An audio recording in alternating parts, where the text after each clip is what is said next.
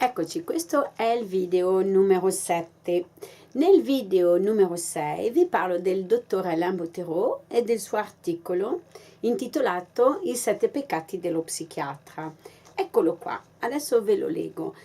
Allora, il dottor Alain Bottéroult scrive questo articolo in funzione di una sua paziente che si chiama Betty Blasca. Ok, quindi l'errore numero 1. Sbagliare una prescrizione in seguito a una diagnosi errata. Io non ho mai sentito uno psichiatra che ammettesse di aver sbagliato diagnosi.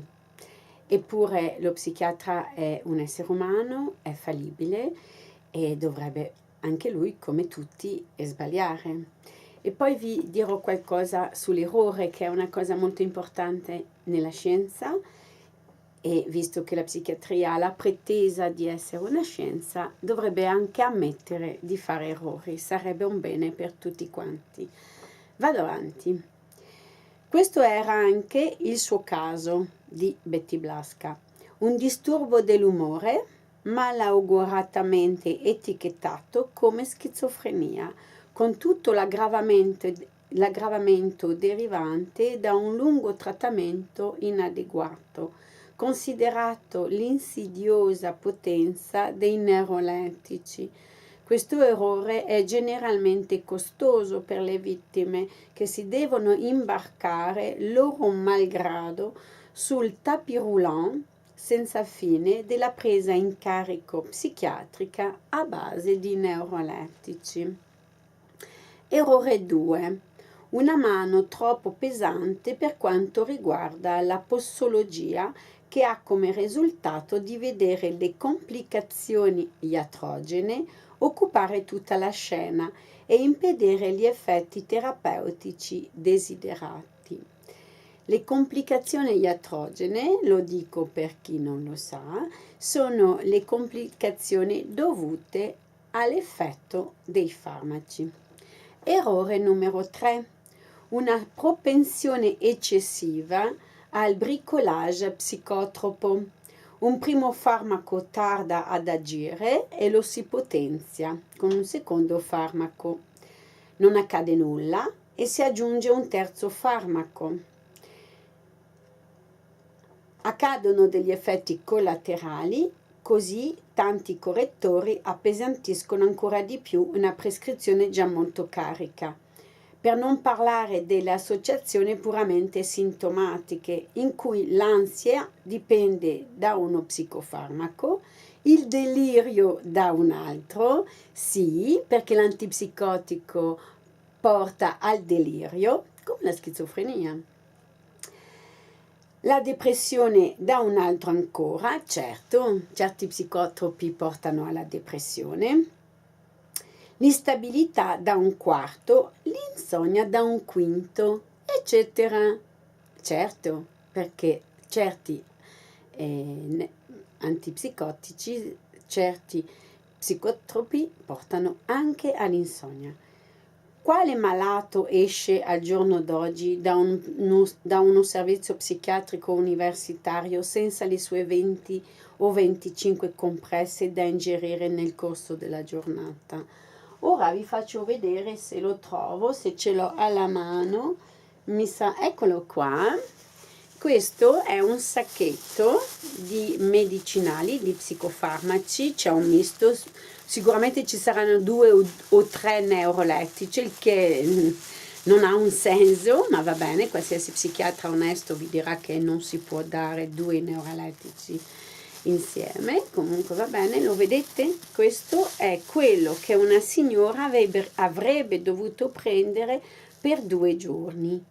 Sono arrivata, ci siamo incontrati, la prima cosa che mi ha detto, questo avrei dovuto prenderlo durante 2 giorni. Io sono stufa, non prendo più nulla.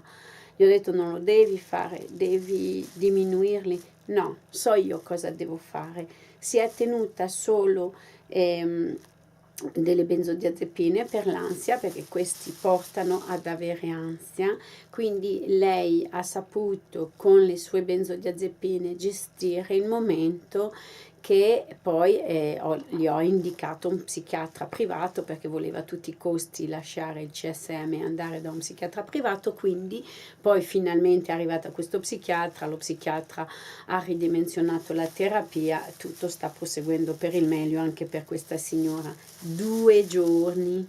Poi in un altro video mi piacerebbe tanto sapere quanto abbiamo speso noi, la collettività, per dare a questa signora tutti questi psicofarmaci che lei tra l'altro non voleva prendere. Andiamo avanti con gli errori dello psichiatra secondo il dottore psichiatra antropologo Alain Botero. Errore 4.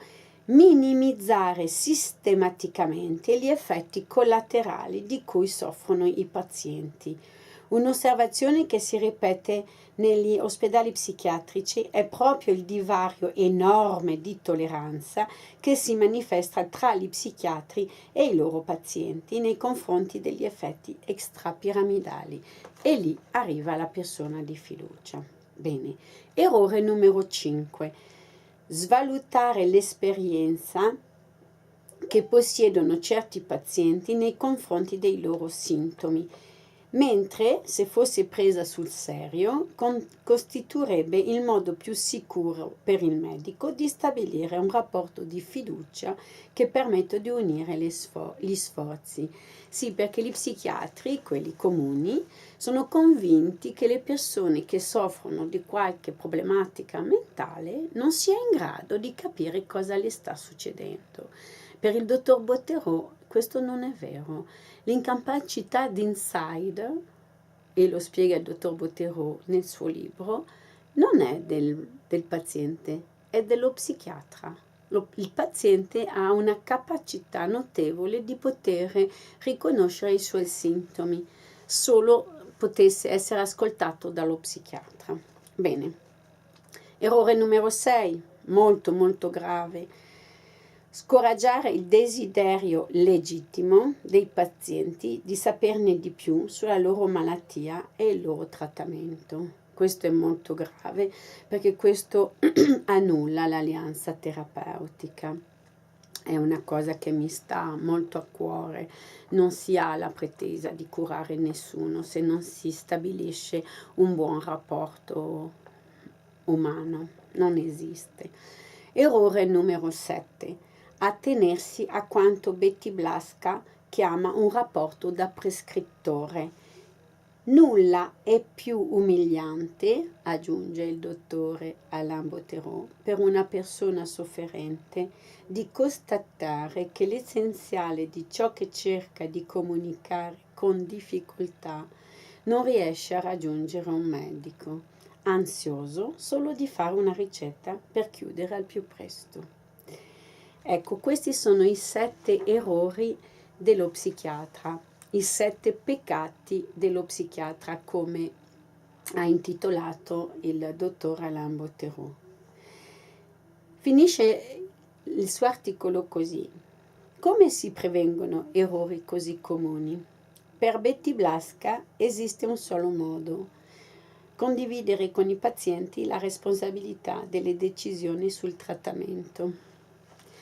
E conclude il dottor Alain Botero, e sono d'accordo, perché la psichiatria non deve rimanere solo a una prassi psichiatrica, deve coinvolgere tutta la società. Quindi il dottor Alain Botero aggiunge questo: la guerra è una cosa troppo seria per affidarla ai militari, diceva Clemenceau. E così dice anche Alain Botero, aggiungendo: Blasca pronuncerebbe certo la stessa sentenza per gli psichiatri e la sofferenza psichica. Aggiungerei anche questo: vi ho parlato nel video precedente del 15° capitolo del dottor Alain Botero nel suo libro Un altro sguardo sulla schizofrenia. Questo capitolo è intitolato lo scandalo degli effetti secondari dei neurolettici. Bene, lui prescriveva ovviamente psicofarmaci, non era antipsichiatria, visto che era un psichiatra, non era antipsicofarmaci, li prescriveva forse con un po' di sale in zucca. Ecco, e del neurolettico diceva questo: lo assimilava al gesso per una gamba. Quindi cosa fa il gesso per una gamba? Ha una durata ben precisa, così diceva anche del neurolettico, deve essere prescritto solo per una durata ben precisa e poi, come facciamo con il gesso, bisogna toglierlo. Per lui non era curativo, era solo uno strumento per fare rientrare delle situazioni acute, dei sintomi ben precisi da tenere sotto controllo.